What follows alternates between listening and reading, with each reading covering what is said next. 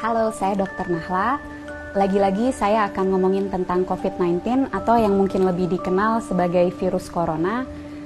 Mudah-mudahan belum pada bosan dan jangan sampai bosan dulu karena banyak sekali informasi sekarang yang beredar, belum tentu betul, masih banyak hoax-hoax yang harus dibasmi, dan bagi teman-teman yang bisa mendapatkan banyak informasi, semoga dapat juga meneruskan informasi ini karena apa yang kita lakukan harus kita mulai dari diri kita sendiri dan kita ajak teman-teman di sekitar kita untuk melakukan hal yang sama. Yang mau kita bahas dan mau saya tekankan sekali lagi adalah bahwa virus corona ini atau yang dinamakan virus SARS-CoV-2 ini adalah virus yang sangat baru. Apa dampak dari fakta bahwa ini adalah virus yang baru? Yang pertama, berarti kita belum tahu pasti sifat dari virus ini.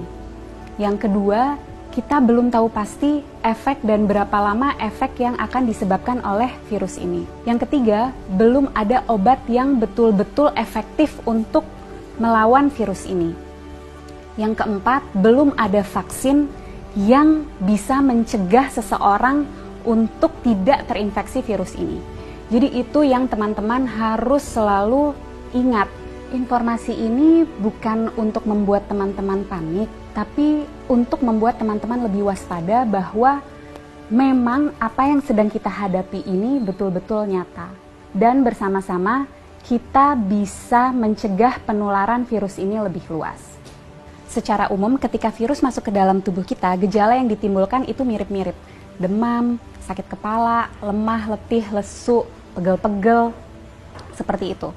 Bagaimana dengan virus yang masuk spesifik langsung ke infeksi saluran pernafasan? Ada pilek, hidung meler, hidung tersumbat, nyeri tenggorokan, batuk, sesak nafas, nyeri dada. Gimana dengan virus SARS-CoV-2 atau virus corona? Gejalanya sangat bervariasi. Jadi gejala-gejala yang tadi saya sebutkan itu bisa ada pada orang yang terinfeksi virus ini. Dan juga jumlah gejala yang timbul itu juga bervariasi. Apa sih yang menyebabkan gejala ini sangat bervariasi? Daya tahan tubuh masing-masing orang. Jadi kalau kita nih yang sebagai anak muda, sehat, nggak ada penyakit, daya tahan tubuhnya baik, kemungkinan gejala yang kita alami ketika kita terinfeksi virus ini sangat ringan atau bahkan sama sekali tidak ada gejalanya. Sekali lagi saya tekankan, orang dengan daya tahan tubuh yang baik itu bisa tidak ada gejalanya walaupun virusnya sudah ada di dalam tubuh kita.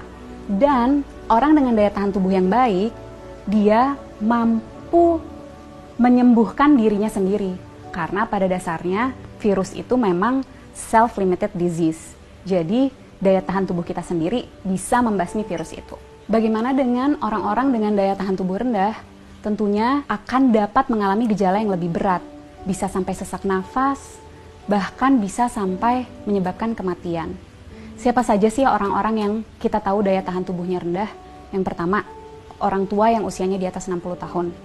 Yang kedua, orang-orang dengan penyakit penyerta. Penyakit penyerta itu apa? Jadi penyakit yang biasanya lagi-lagi ada di orang tua, seperti kencing manis, darah tinggi, sakit jantung, sakit ginjal, sakit paru, sakit liver, kanker, dan lain-lain.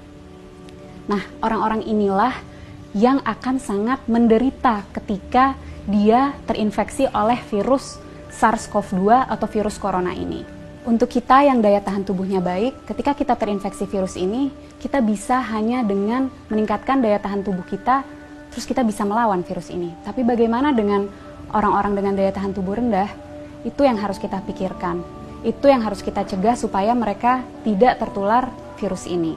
Jadi, apa yang bisa kita lakukan untuk membantu mereka-mereka yang daya tahan tubuhnya rendah?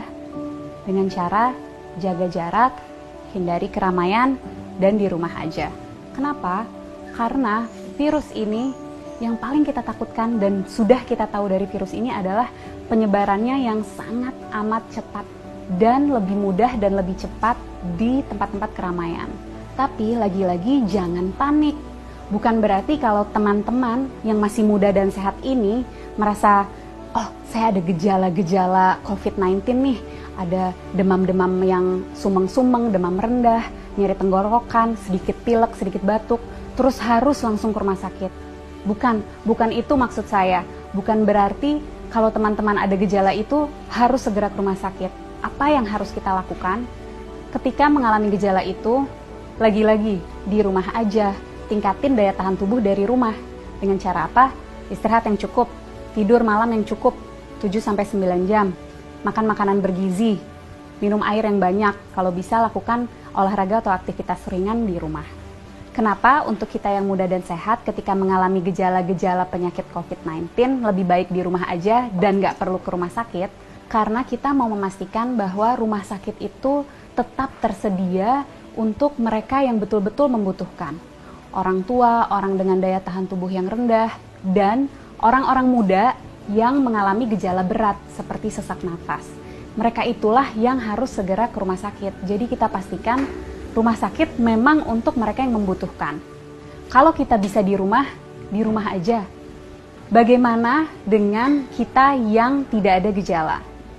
Sebaiknya tetap jaga jarak, hindari keramaian, dan di rumah aja. Kenapa? Karena seperti yang tadi sudah sempat saya jelaskan, orang dengan daya tahan tubuh baik bisa jadi tidak menimbulkan gejala apapun. Jadi kalau dari luar dia terlihat sehat, belum tentu tidak ada virus itu di dalam tubuhnya. Dan orang-orang tanpa gejala ini tetap bisa menularkan ke orang lain. Melalui apa? Misalnya, kita lagi ngobrol-ngobrol sambil makan, dia tersedak, batuk, virusnya banyak di situ. Atau lagi di mobil bareng, AC-nya kenceng banget, kedinginan, dia bersin, virusnya ada di situ.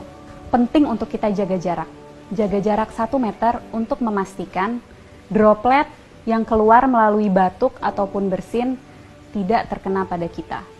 Penting sekali untuk kita untuk selalu cuci tangan dengan cara yang benar dan sering-sering untuk memastikan jika secara tidak sengaja kita menyentuh droplet itu, kita bisa membersihkannya. Dan yang juga penting, jangan menyentuh wajah dengan tangan kita yang belum bersih.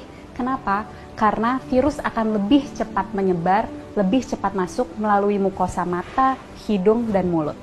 Penting untuk kita menghindari keramaian untuk memutus rantai penularan ini. Penting untuk kita di rumah aja supaya kita bisa terus meningkatkan daya tahan tubuh kita untuk dapat melawan virus ini. Bagaimana untuk kita yang tidak bisa di rumah aja, terpaksa harus bekerja di luar atau harus pergi keluar, tetap usahakan untuk menjaga jarak. Jaga jarak 1 meter dan usahakan sebisa mungkin menghindari keramaian. Jangan lupa untuk selalu menjaga kebersihan dengan mencuci tangan yang bersih. Kalau tidak bisa menemukan air dan sabun, kita bisa menggunakan sanitizer.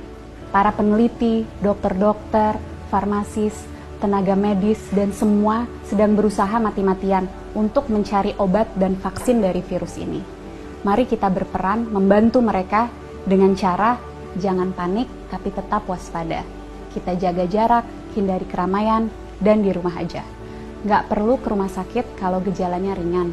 Pastikan rumah sakit tersedia untuk mereka yang membutuhkan, orang-orang tua, orang dengan daya tahan tubuh rendah, dan orang-orang dengan gejala yang berat seperti sesak napas. Yuk teman-teman, kita bareng-bareng lawan virus SARS-CoV-2 ini. Dan untuk teman-teman medis, tetap semangat.